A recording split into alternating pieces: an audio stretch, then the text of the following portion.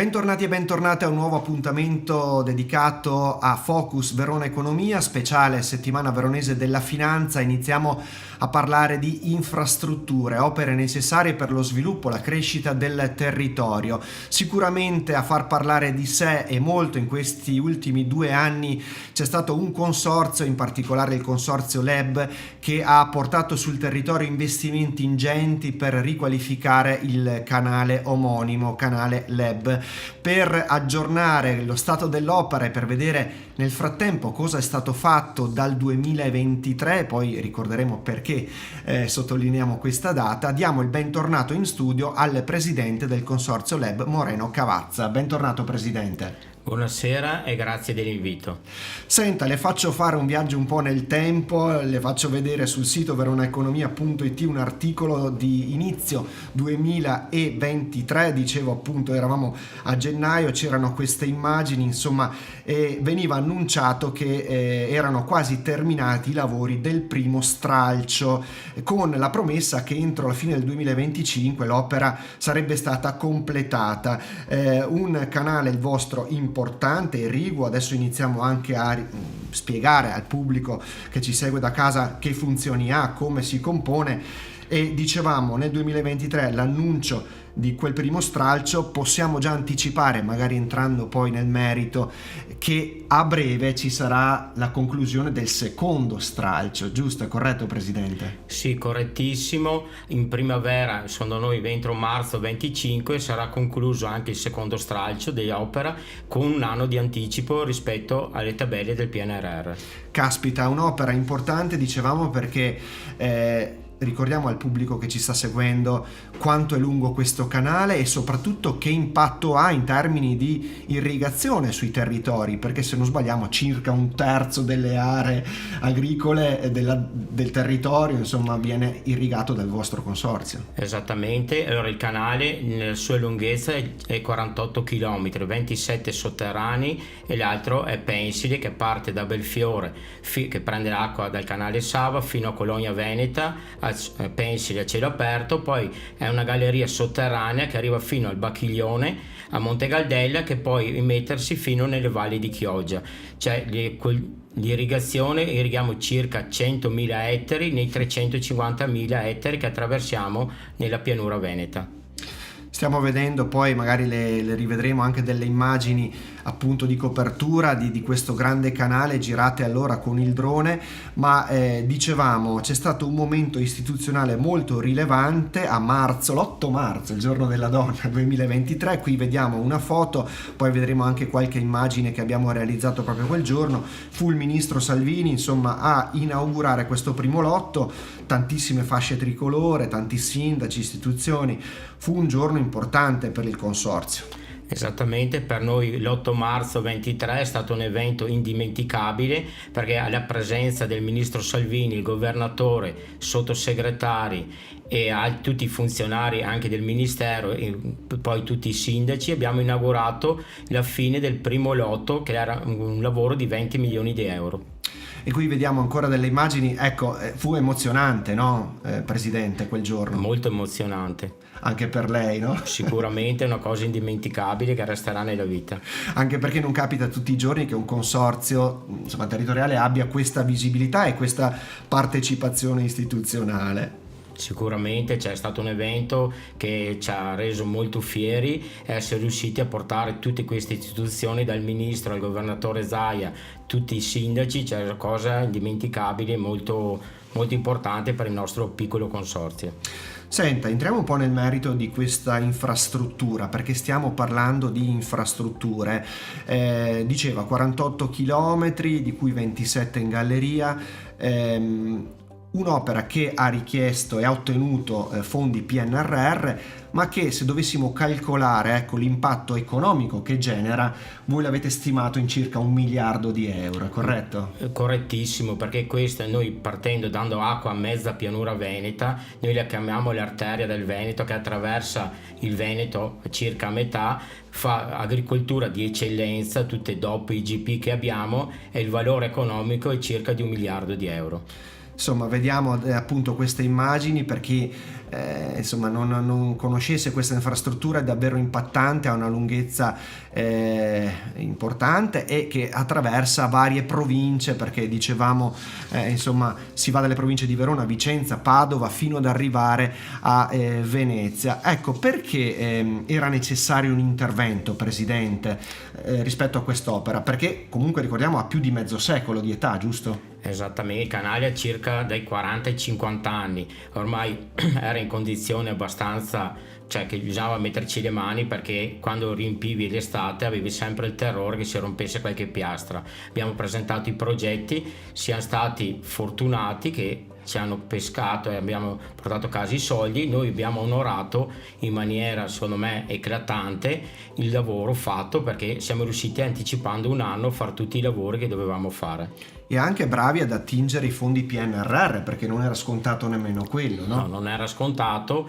c'è stata un'ottima intesa secondo me col Ministero, col MIT, Ministero delle Infrastrutture, che noi abbiamo presentato i progetti e loro hanno creduto nell'opera che facevamo.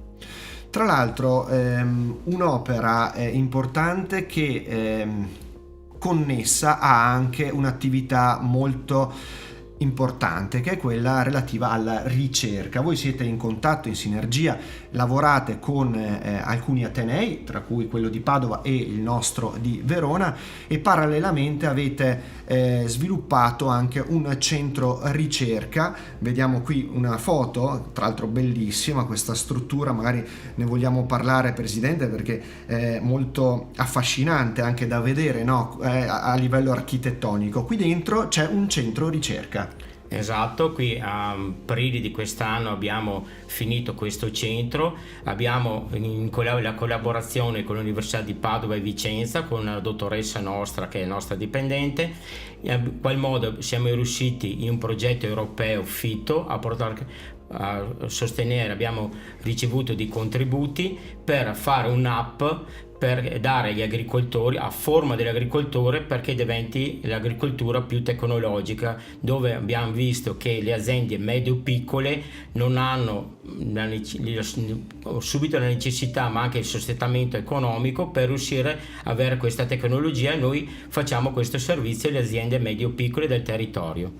L'aspetto più interessante appunto di questo studio di ricerca, che tra l'altro guardiamo a quest'altra immagine, qui vediamo diverse autorità, c'era l'allora presidente della provincia Manuel Scalzotto, ma c'è l'attuale senatore De Carlo, che è anche presidente della commissione agricoltura in Senato, e qui avete presentato un po' i primi risultati di questa ricerca, e anche il centro ricerca stesso è stata un'occasione importante davanti appunto al senatore, no? Esatto, lì il 20 di aprile di quest'anno abbiamo fatto questo convegno alla presenza del senatore De Carlo, nonché presidente della Commissione Agricoltura del Senato, che abbiamo presentato il nostro progetto, dove va nella tendenza del risparmio idrico. Abbiamo presentato il centro ricerca, l'app del progetto FITO, abbiamo fatto tutto quello che stiamo mettendo in campo per arrivare a un risparmio vero e proprio idrico dell'acqua, perché il futuro sarà utilizzare l'acqua nel miglior modo possibile. Volevamo arrivare proprio lì, perché esatto, non è un'infrastruttura rigida, un'infrastruttura in qualche modo analogica, se dovessimo utilizzare un termine per far capire il concetto. È il canale LEB, grazie anche allo studio di ricerca, un'infrastruttura che rilascia dei dati. Di fatto questi dati vengono rielaborati per creare un metodo di irrigazione sempre più intelligente, perché, come ha detto lei, Presidente, non è più tempo dello spreco, quindi state andando verso un modello 4.0 che permetterà di intervenire quando ce n'è bisogno e secondo alcuni contesti, giusto? Giustissimo, noi stiamo tramite un modello idraulico del canale e del territorio, stiamo studiando una specie di intelligenza artificiale, intelligenza idraulica, chiamiamo meglio, che dà l'acqua dove serve, cioè in base all'umidità. Se a Padova, faccio l'esempio, ha piovuto meno che Verona, l'acqua va diretta più a Padova che in provincia di Verona, perché la serve di più, o serve di più a Venezia, cioè dove serve il lutto che serve va data l'acqua in base all'umidità del terreno, le colture che hanno e quelle, cioè la richiesta del territorio. Caspita, questa questa sì che è un'innovazione, perché bisogna ottimizzare le risorse. Sappiamo che l'acqua è un bene che diamo a volte per scontata, ma in realtà rappresenta una vera e propria risorsa. Sempre all'interno del progetto Fito vediamo qui un'altra foto di lei assieme al direttore Paolo Ambroso, assieme alla vostra ricercatrice, se non sbaglio. Sì. Esatto. Avete fatto anche recentemente un sondaggio, aziende agricole online, il 90% sono chiaramente in rete, ma poche la utilizzano per la gestione aziendale. Avete fatto un sondaggio anche per questo tipo di attività che sembra secondaria, ma in realtà insomma può essere utile. Gestire con la rete l'attività aziendale agricola sarà il futuro, Presidente. Sicuramente sì, e questo è il futuro. Per questa è che il progetto proprio Fito prevede questa operazione con un'app da fare coinvolgere più aziende possibile per lo sviluppo digitale.